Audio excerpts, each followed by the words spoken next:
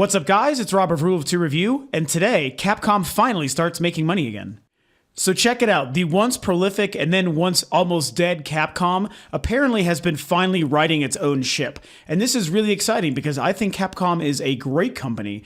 They've received a boatload of criticism over the last couple of years. Some of it deserved, some of it not. It's kind of a really sticky situation when you look at it. When it comes to the Resident Evil situation, that's one of the real particular areas where the criticism is literally both deserved and not deserved. So it's really been tough to sort of analyze the company and what's been going on. Over the last year, it had become very public information and very well known that Capcom had been struggling to turn a profit. I think that they were getting to the point where they were labeling themselves almost completely bankrupt. And that is just crazy to think about because they are one of the oldest third-party developers in the industry. They go back to the early and mid-'80s and the early NES days when I grew up gaming. Making some of the most, amazing old school franchises like Street Fighter and whatnot. And then, of course, more relevant things nowadays like Dead Rising and, of course, still Resident Evil, which they've been doing for over 20 years now. So, considering how much they've been struggling the last couple of years because they've just made so many unfortunate mistakes, despite still being a quality developer, it's really nice to see them finally getting things turned around. Okay, so let's get into some of the details first. Their profits for their fiscal year, which ended on March 31st, 2014, which is now about a month and a week or so ago, a month and 2 weeks ago, their profits had jumped 15.9% from the previous fiscal year for a total profit of 3.44 billion yen, which equates to around $33.8 million. The overall revenue was up 8.5% to 102.2 billion yen, which is about 100 billion US dollars. Sorry, it's hard to talk in billions and in yens when you're not actually used to doing it, so I fumbled over my words there. But those are the profits, and that's really significant. I think that would be significant for most companies, but when you consider, again, that Capcom had been notably struggling for a while, there was a period where, I made a video about this many months ago, talking about how it had become apparently known information that Capcom had less than $150 or $200 million in the bank. And while that sounds like a hell of a lot of money to you or I, when it comes to a large-scale AAA third-party developer in today's video game industry, that is not a lot of money. Grand Theft Auto 5, which granted is the more extreme, larger-scale, more expensive kind of big-budget game nowadays, but still, it's a game that's made, so it grants comparison. Grand Theft Auto 5 is an example of a game that they didn't have enough money to make if they wanted to. Now, most of their games aren't quite of that depth, and they don't normally cost as much, but still, when you just think about it in the perspective of comparing the company to its other peers in the industry, that's jacked. That was really sad news to know that they couldn't even do that. And here we are wanting more Resident Evil games, more Street Fighter games. We're wanting them to please, begging on our knees to resurrect Mega Man. What the fuck are you guys doing? Why are you not making Mega Man awesome? We are getting him in Super Smash Bros., which is great. I mean, that's something we're all excited. Everyone's going to love that game, and we're going to love Mega Man. But we also want Mega Man. We want a Mega Man game, a Mega Man series. Bring back old school Mega Man, bring back Mega Man X, bring back Zero. All that stuff has a place in today's gaming industry. And Capcom, that money, that millions and millions of dollars is there for you to just grab and take hold of and love and smell and just appreciate. If you just make the shit we want, it's not that difficult, and again, I'm not trying to be too overly critical because like I said, I actually am a fan of Capcom. I have been this whole time. Just because they've made some poor business decisions doesn't mean I don't still like most of their product and appreciate all of the great games that they've made. I mean, they have helped, you could say, they've helped shape the entire industry as it is today, given how far back they've been making games and the existence of the franchises, games, and characters that they have created. I mean, they have played an integral part in all of that. So here's the other really neat aspect to all of this is some of the titles and the franchises that have been doing so well lately that they've been helping turn a profit for the company. A pretty massive profit, actually, which is pretty cool. Most notably is Monster Hunter 4 for the 3DS, which as of right now has only been out in Japan and is also only released on the 3DS.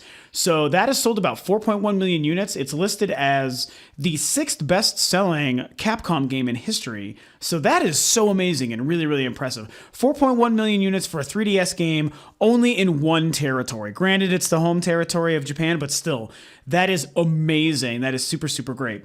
Now, let's consider the fact that Monster Hunter 4 is coming out in the US next year. And that is a very popular series the world over, and including in US, and including myself and a lot of my friends and Mr. Chad on the channel. We've actually put up some Monster Hunter 3 Ultimate Wii U gameplay on the channel, and people really seem to like that. So if that doesn't help show how much of Monster Hunter fans we are, then I'm not sure how to do that. But trust me, we love it. You should love it if you haven't played it. Most people here do. So that number is going to jump significantly when that game finally does come out here. The other thing is, if they are smart, Capcom, if you are smart, you will release a fully featured, full-fledged, next-gen Wii U Monster Hunter 4. Don't be stupid. Announce that this year at E3, which is a month away. You would be absolutely bonkers not to do that, especially in lieu of all this money that the series and this newest title is making you. Take that. We want it. Not only will you make money, you are also going to make fans and gamers happy. I mean, that is the way it's supposed to be. Same to be said with Resident Evil, which we know is another series that has the potential to be super popular and successful. Resident Evil 6, really unique beast there because it was so divisive, and I'm somebody who actually did really, really like Resident Evil 6, but I also didn't love it. And when it comes to the best Resident Evil games, the Resident Evil Remake, Resident Evil 2, and Resident Evil 4, and even Resident Evil 5, which I liked, those games were so good. And then 6 came out and just really wasn't as good. It went in the wrong direction. However, I still enjoyed it quite a bit. I played it all the way to the end, and it's a very long game. And there were tons of redeeming qualities to it. So the experience was still quality enough. Now, they have said that Resident Evil 7 basically is in the works, confirmed. Maybe we're going to see it at this year's E3. They've also said that they recognize that they need to go back to the survival horror genre roots of the game and the series. Kind of step away from that overly saturated action tone that, the Gears of War, Call of Duty kind of stuff that they really picked up big time in Resident Evil 5 and more so in 6. They're going to try to step away from that and go back to what made the game, good in the first place to make it scary. And that is music to my ears, music to all of us, to all of our ears. That's exactly what we want. So if they knock that out of the park, expect more money and more revenue and more profits for Capcom. And on that same tip, Resident Evil Revelations, they have recently confirmed, has sold over more than 1 million copies. I don't know if that's just the 3DS version or if it was the console HD ports, or if it's a combination of all the above, but still it's something. There was one other, Dead Rising 3, by the way, Xbox One exclusive, has sold 1.2 million units. So those are examples of some games, all, Capcom exclusive properties that they have been doing it really, really well with. Monster Hunter 4, again, especially, I'm not that guy, I promise, especially, Monster Hunter 4 especially has been doing really, really well. So it's nice to see that franchise is doing well. We should see more of it in the future, and that it's doing so well and, helping make money for Capcom. So will we see more Mega Man games coming to us soon? Who knows, but hopefully. Will we see another Dead Rising like Dead Rising 4 come out and maybe be available for all 3 next-gen systems? Maybe. Are we going to see Dead Rising 3 itself just become available for other systems? Possibly. I mean, there's so much potential, not to mention Monster Hunter 4 coming out in the US next year. Will we see also a Wii U version of that game? All these things are the kinds of things that could really be helping Capcom. But the important thing to take note from this video as I wrap it up is the fact that Capcom has finally been able to start making money again. 16% increase over the previous year, billions of yen in profit expansion from the previous year. They're doing the right things, and obviously ending everything right now is trending in the right direction. Granted, we're only going from one year to another, and I think that last fiscal year was considered their worst fiscal year in the company's history, but do not quote me on that because I may be wrong. I do know that if anything, it was still very, very low. It was very, very much not in the black, and that's what they're shooting for. So here we are in a world where some of their best titles over the last year or two have finally been selling well. Gamers are liking and appreciating them, and the company is finally doing the right things. They are capable of some of the best gaming experiences we could possibly enjoy. They have been responsible for some of the best ever in the entire history of the industry. So we should be really thankful and appreciative of them as a company and really happy to see them doing the right thing. So these are my takes. I'm happy with Capcom's success. I hope they continue it. And Capcom, I hope you guys bring us all these brand new games and new entries and franchises we love, because we're going to really, really appreciate you if so. What do you guys think? Are you Capcom fans or not? What games would you like to see them bring out that they haven't been doing? Do you think the direction for some of their games that they have been making are the right ones or not? I mean, who knows?